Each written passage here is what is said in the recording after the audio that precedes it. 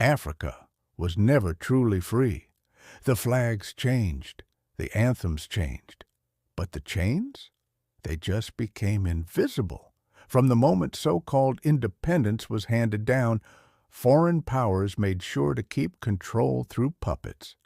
They gave us presidents who answered to them, leaders who ruled for themselves, not their people. And when someone dared to dream of a united, self-reliant Africa, someone like Muammar Gaddafi, the world did not celebrate him. They destroyed him. There was a time when Libya was one of the richest countries in Africa. Free health care, free education, Africa's lowest infant mortality rate. Under Muammar Gaddafi, Libya was not perfect, but it was sovereign. And Gaddafi had a vision, not just for Libya, but for all of Africa. A vision of unity, a gold-backed African currency, a United States of Africa. This vision made him dangerous, not to Africans, but to foreign powers. Well, we check in with what's happening in Libya right now, because a mistake in Libya, a NATO mistake, is giving a big PR boost this morning to Muammar Gaddafi's regime. This morning, NATO admits that an air raid on Libya's capital, Tripoli, killed civilians on Sunday. CBS News correspondent Alan Pizzi is in Tripoli with more. The strike is the first clear evidence that NATO has actually hit civilian targets and presented the Libyans with a chance to put their case in a way that exceeded their wildest propaganda efforts. The power of the explosion blew a double-story dwelling to a heap of concrete, chunks of rubble and twisted reinforcing bars. NATO said its planes were targeting what a statement called a missile site operated by pro-Gaddafi forces. It appears that one weapon did not strike the intended target due to a weapons systems failure. A frantic rescue operation pulled out no survivors. And Libyan officials said 9 people died in the blast and 18 were injured. The site was in the middle of the Souk el-Juma area of Tripoli, a suburb known for its anti-regime sentiments. Several people quietly told journalists who were rushed to the scene various versions of how military sites were nearby, but government officials stressed the civilian side. There is no military compound, no command center. Why should they bomb a place like this? That's a question that will likely add even more strains to the alliance, which is already under pressure because the campaign to oust Colonel Muammar Gaddafi is taking more time and costing more in resources than anyone predicted. The attack is a major propaganda boost for the Gaddafi regime, which has consistently maintained that civilians are being killed while presenting little credible evidence. In 2011, under the excuse of a humanitarian mission, NATO launched a bombing campaign. The pretext? Protecting civilians during a civil uprising. The reality? Regime change. The U.S., France, the U.K., and others unleashed over 26,000 airstrikes on Libya. Gaddafi was hunted, captured, and publicly lynched in the streets of Sirte. Hillary Clinton laughed on camera. We came, we saw, he died. Did it have anything to do with your visit? No, I'm sure it did. We saw, he died. But what came next was not laughter, it was chaos. Libya was left without a functioning state. Militias took over. Weapons spilled across the Sahara. In the south, terrorist groups gained access to Gaddafi's arms caches, rocket launchers, rifles, military vehicles.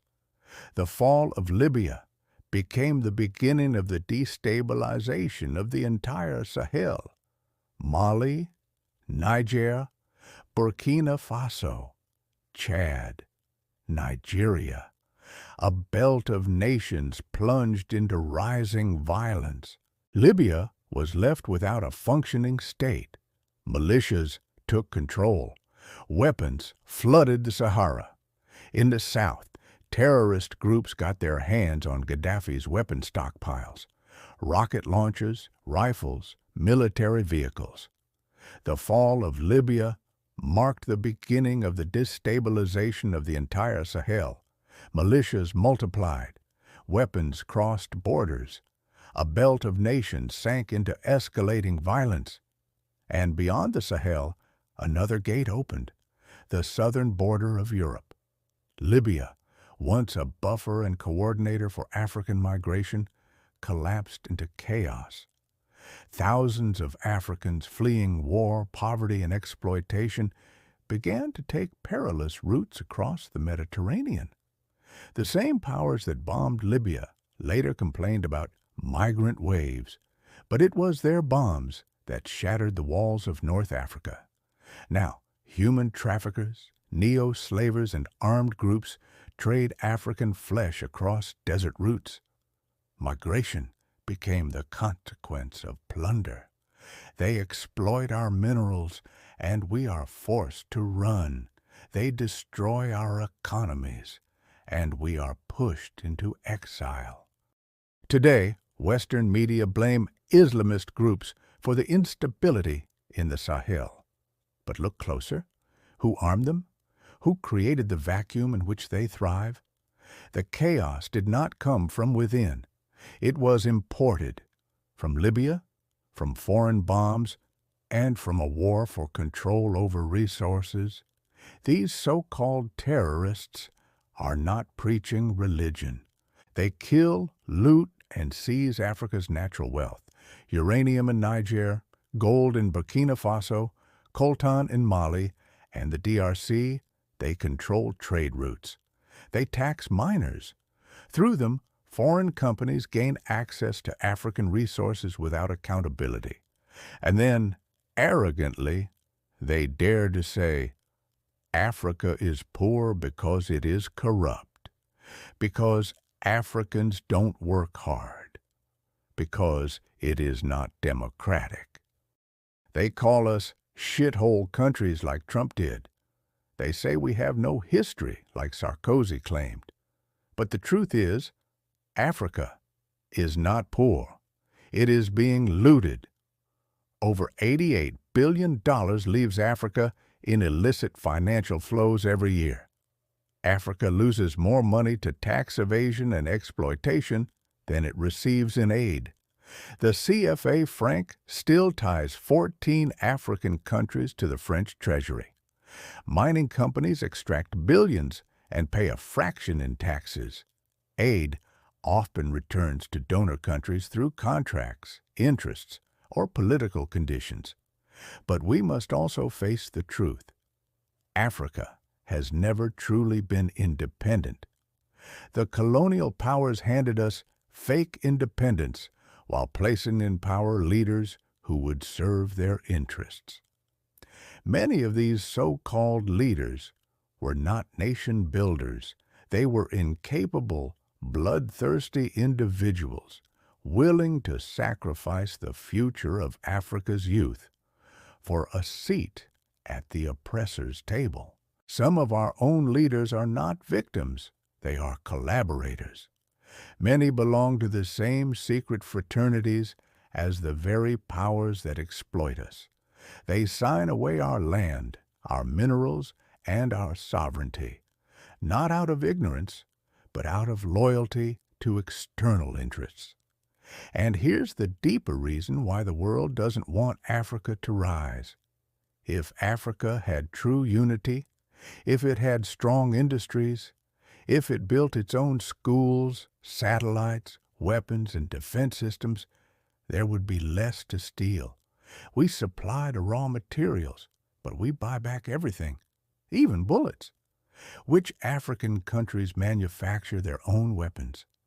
A few, like South Africa, Egypt, and Nigeria, have limited defense industries. Sudan has tried too. But for the vast majority, we export iron and import machetes. We export copper and import handcuffs. Most African countries can't produce the tools they need to defend themselves, let alone innovate militarily. And that is not by accident. It is by design. We export gold and import tear gas. We export uranium and import candles. That is not weakness. That is designed dependency. They block development, so Africa remains weak. And the more instability grows, the more foreign powers return with their troops, bases, and contracts. Gaddafi warned African leaders, "If they take me down, they will come for you."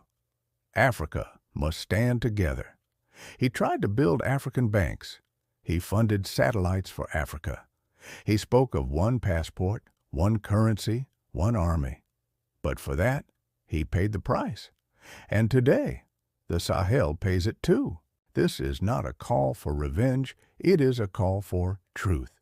And truth is the beginning of healing. But before we look ahead, we must speak clearly. The West is not merely watching terrorism in Africa, it is fueling it. In Libya, they armed rebels. In Syria, they funded jihadist groups they called moderate rebels. Some became ISIS. Others, like Ahmed al-Sharaa, led al-Qaeda-linked forces and later rebranded as Hayat Tahrir al-Sham. Ahmed al-Sharaa was once on the U.S. Most Wanted list with a $10 million bounty. His group is still listed as a terrorist organization by the United Nations. Yet in May 2025, the UN granted him special clearance to travel to France, where he was welcomed by President Emmanuel Macron. That is not neutrality. That is complicity. When terrorists serve Western interests, they become partners. When they fight African governments seeking sovereignty, they are left untouched. That's the link. The same ideology, the same training camps, the same weapons, from Libya to the Sahel, used to destabilize Africa. The real war is not against terror, it is against African sovereignty. Africa must control its borders, defend its lands, educate its people, and transform its resources on its own soil. Leaders like Ibrahim Traoré, Assimi Goïta, and Abdourahamane Tiani are saying, enough. Enough of foreign control. Enough of false peace. Enough of waiting to be saved. If Africa is to rise, it must rise with open eyes and strong hands. What happened to Libya is not just history. It is a warning. But warnings are also gifts, if we are willing to listen. This is the baobab within, rooted in truth, rising in power.